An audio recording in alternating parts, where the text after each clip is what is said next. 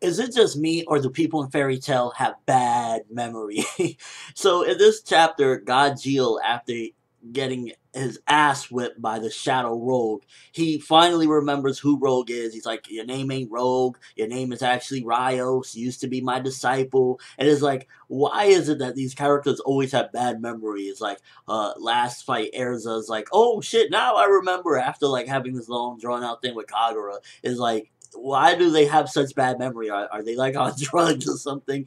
But this particular chapter really like the badassness of Gajeel and this shadowy figure that took over Rogue. It really is something like epic and badass. I love seeing that. I love seeing the way Gajeel is like turning it up at the very end. It really had a kick-ass feel to it, and a badass feel to it, so to speak.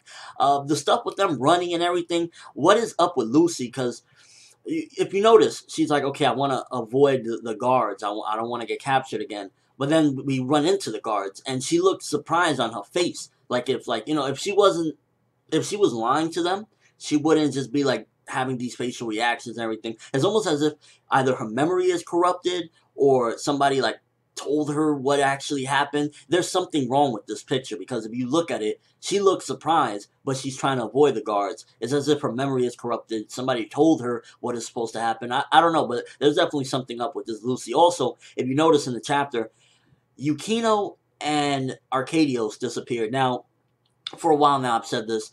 Arcadios, I don't know what to think of this guy. Because in the earlier stuff, he was saying Zero-sama and how he can't wait to get him back. And yet, he started seeming like a good guy. I think the good guy shit is just like some mastermind, like screwing people over type of thing. Because, like, he's always like disappearing in the weirdest moments. Like, he disappears and then Rogue gets turns into the shadowy figure. The thing captures him and everything. What is his deal? Yukino, I think she's just an idiot caught up in something. I think Yukino is like, she doesn't know even what's really going on. She thinks she's doing something for one purpose, but she has no idea that they're misleading her as well. It's possible that whoever the shadowy figure is, Arcadios has something to do with it. He's stringing her along, Yukino, and that's where this is going, because it's like they disappear right when all this is going down.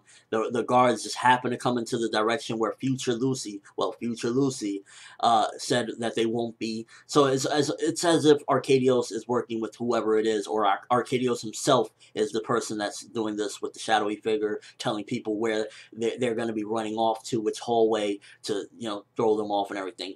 Why did Mita run and say, "No, I must get Yukino"? It's as if she knows that that's her sister or something.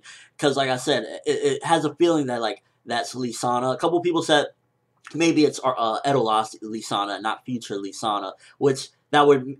Either way, it's Lisana. I'm pretty sure it's Lisana, because why else would Mita go jumping? No, I have to get her. Like, when did they have a connection? So I'm sure she knows that that's her sister, whether it be the Edolas version, whether it be that she just has a strong connection because she feels something for her since that is her sister. But that's definitely Lisana from somewhere. I don't know where, if it's Edolas the future, but that's Lisana, I'm pretty sure. Like, why would Mita run? And overall, this chapter, definitely loved the ending, the way it turned out.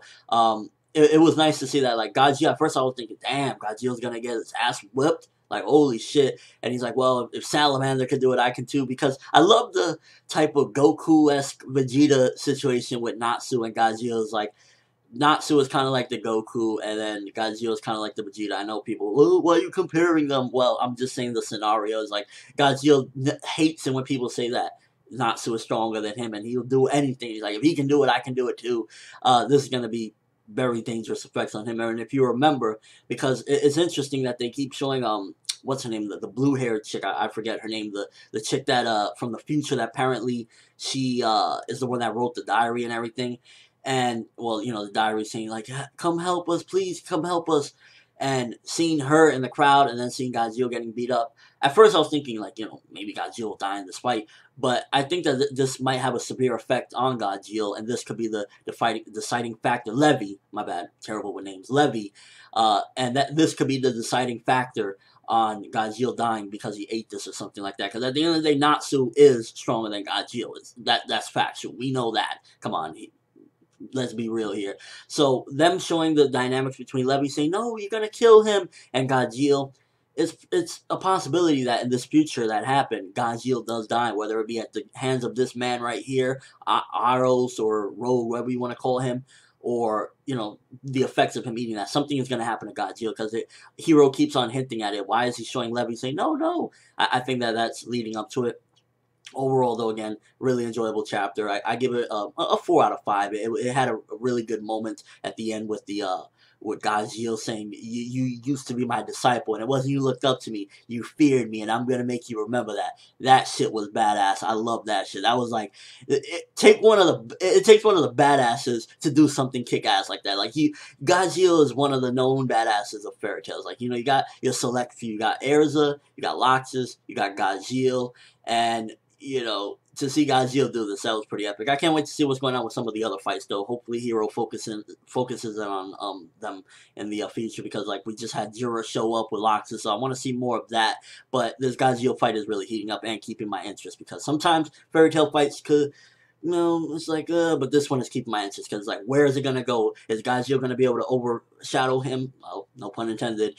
Or where is it gonna go? And this whole thing, what do you guys think? Is Lucy like just like an idiot right now, and the future Lucy, and has no idea what's going on? And what do you think is Arcadios' goal at this point? Because it's like, he seems bad, he seems good, he seems bad, he seems good. Now he seems bad again. It's like, I'd say that he's just been a mastermind this entire time. It's like, we heard him say Zerub-sama earlier on. That's all that I need to know for him to say that. That means that he has his quest. Yukino, I think, is being strung along. But again, let me know what you think. Overall thoughts of the chapter. How do you think this Gajeel and Rogue, or whatever you want to call him, his fight is going to go down? I'm loving it, because it's like future, the disciple versus the master, and Gajeel's about to throw it down. Can't wait to see this go down and unfold. But that's all I have for this review. Thanks for watching. Hope you enjoyed. Thumbs up for Gajeel kicking his ass, because Gajeel is coming in, and I'm loving where this is going. I'm ForneverWorld, and as always, people, have an awesome day.